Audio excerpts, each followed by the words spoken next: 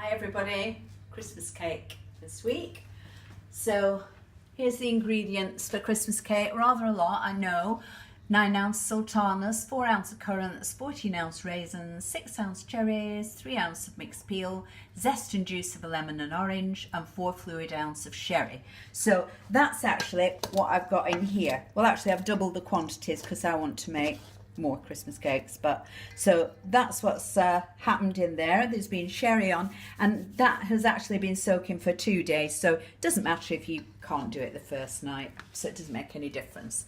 So they've soaked overnight, and now I'm ready with 6 ounces of butter at room temperature, an ounce of black treacle, an ounce of glycerine or glucose liquid, and 6 ounces of dark brown sugar. So that's what's happened in my mixer here. I've just whip those up together, and I'm just about to add, well, for this one lot of Christmas cake, 3 eggs. As I say, I've actually doubled it up. So also get your dry ingredients ready. 8 ounces of plain flour and 2 teaspoons of mixed spice and 2 ounces of ground almonds sifted. Because you'll need those because it's very rare that you add the eggs to the mixture and it doesn't curdle unless you're doing sort of teaspoon at a time, which I'm not. So I'm going to put about 1/3 of the mixture in, and at the same time I'm actually just going to add a bit of flour to it. It doesn't matter if it curdles, but that's so let's whip that in.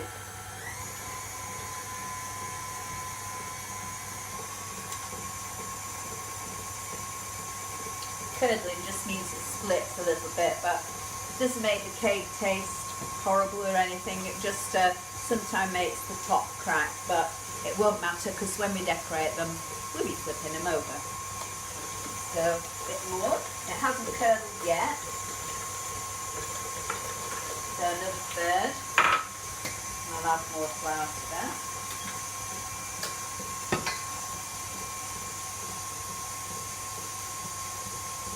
And don't forget to put your oven on at 140 degrees. And I've got, now it's up to you with the cake tins really. You can have one biggish cake, 8-inch round. You can make a square one, they cook quicker a square one. I find with this mixture that you can get 2 6-inch round cakes out of that. So, and as I say, I've doubled up the quantity, and I've lined those with parchment paper, and I've put a double layer on the outside just to make sure that, you know, it doesn't burn.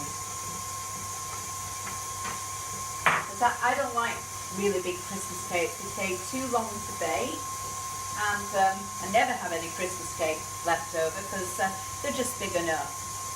And probably because we start to eat them before Christmas, the week before Christmas. So does it matter if you enjoy it? So that's about right actually, that. And has it curdled?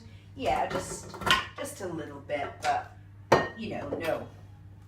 Has a little bit curdled, but I'm not worried about that. So I'm just going to, what I do is I find it's easier if you add the flour with the mixed spice and the ground almonds into your fruit and coat the fruit first. It's just easier to mix in. It doesn't make any difference to the cake. So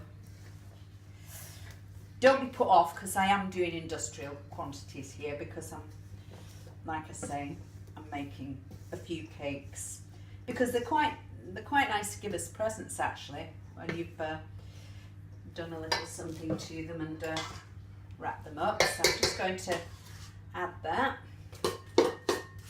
Just takes a little time to hold it all in.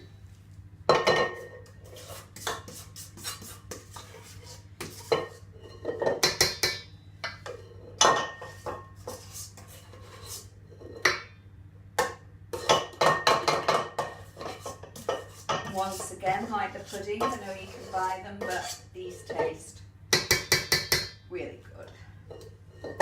So So fold that in. I'm going to use a very big spoon to do that. Then I can get some.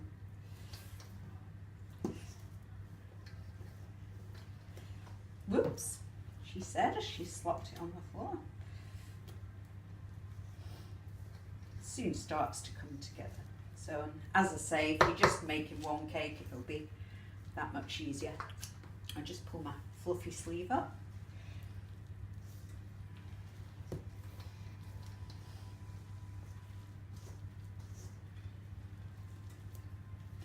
And you can see it's going now. And it's made it easier because the dry ingredients have coated all the currants. And just be patient for a few minutes while you get it all mixed in. So we don't see any white flour.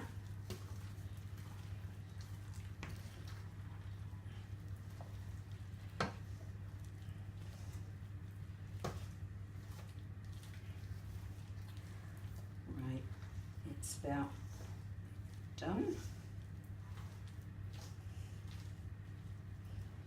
So, just going to put it in a small cake tin. As I say, it's entirely up to you how much you put in. If you want to make a flatter one, deeper one, obviously it takes more time to bake, but I prefer these smaller ones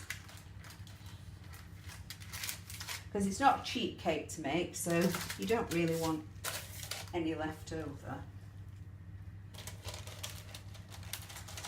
So one lot of this mixture will definitely do 2 6-inch cakes. Just don't fill them up as much. And then what I do, excuse me, before I put them in the oven is just to press the top down gently with some cold water. That just, you know, obviously keeps the temperature low on the top of the cake for a while it's baking.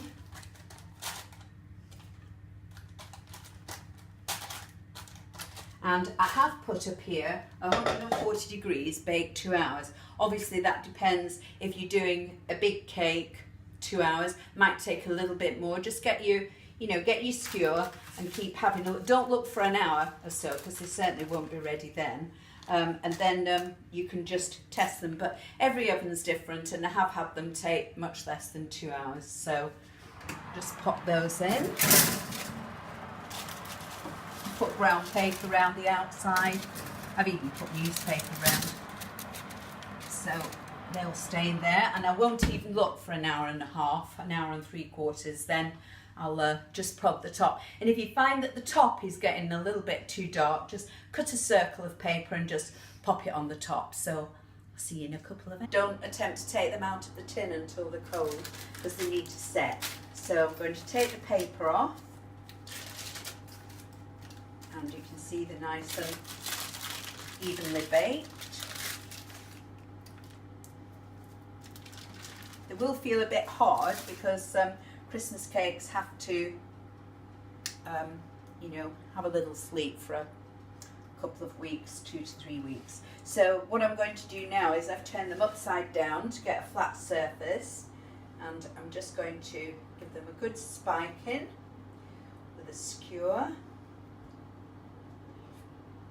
Give them plenty holes because now I'm going to feed them with brandy. And then you don't need to do it again, just some people keep doing it, but I don't, because you've soaked the fruit in sherry anyway, and they only need another dollop of brandy, and then they're lush enough. So you just pour it gently over the top, find it soaks in all the holes. And once that's done, you can wrap them up. See, it takes quite a bit. It'll suck up quite a bit of brandy before it overflows. So they taste really really lush. And as I say, because I make smaller ones, I never have any left over. Because it's an expensive cake and it's time consuming to make, even though it's really good. So you don't want any quarter of a cake left in a tin. You want to make sure it's eaten up. So that's about as much as they will take. So I've just got some silicone paper and tin foil. And I'm just going to wrap that. Actually, that's not quite big enough, so just a bigger piece. And then you want to put them somewhere cool, you know, in a cool room. Just wrap them up. And then in another couple of weeks, you can decorate them. And I'm going to do a video on decorating them. One I'm going to marzipan and ice, just quite simply with fondant icing, and the other one I'm just going to put some apricot glaze on and put some nuts and fruit on top. So that's the cakes done, fed with brandy and ready for the next stage. Thanks for watching.